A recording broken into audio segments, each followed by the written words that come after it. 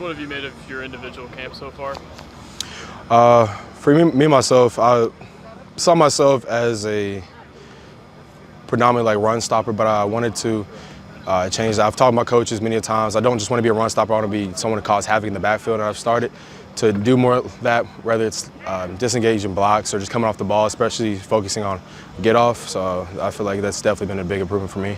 When did you kind of have that realization? Was that like a beginning of the offseason type of thing?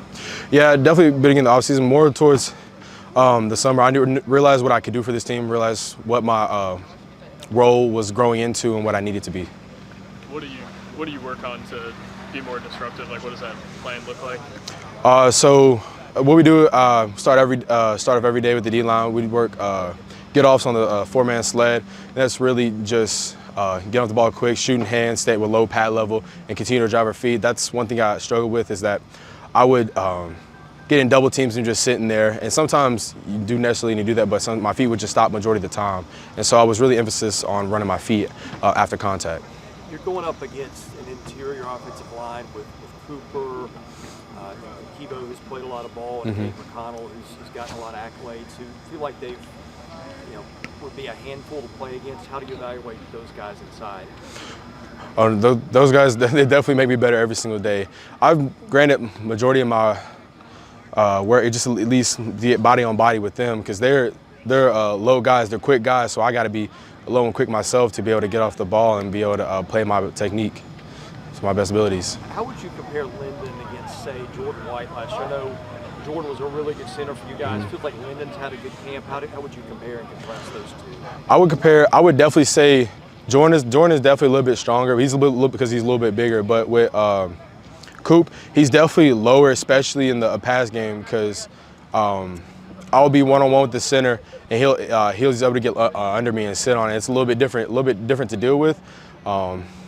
It's a little bit of a change, a little bit quicker too, but it just helps us in the long end. So I'm grateful for him. Good teammates with Bradley Mann for a few years. Just what have you seen with his mindset? With like, he's been through a lot. Yeah. I guess just how have you seen him come along? B-Man, fun story. He was actually my sponsor, my OV too. So that it's been great to continue to play with him all these years. His mindset, I've seen it differently change in the D-line room. Well, one, with all his injuries, we've had many talks to the D-line or as a team, just as individual groups, that he's had multiple setbacks with that. He's had to change his mindset, because I remember when he first got hurt, he was down, didn't really care about anything, had to change his mindset, saying that he's going to get back recovery, get back healthy with this. But as his mindset that I've seen him change, he's definitely become more of a leader in the D-line room. He may not always been the strongest or fastest guy, but he's always been one of the smartest D-linemen we have. He's very vocal, he's very communicative, and his play style has definitely gotten better from what I've seen too. I know that pass rush isn't necessarily an inside guy's job, and it does only show up in the stat sheet, but what do you think you inside guys will do to just kind of help in getting pressure on quarterbacks this year, or is that not a point of emphasis? No. We definitely got to get pressure on the quarterback. A lot of the time, that's one of the things we worked on this offseason that we struggled with a lot more last season, was probably pressure on the inside.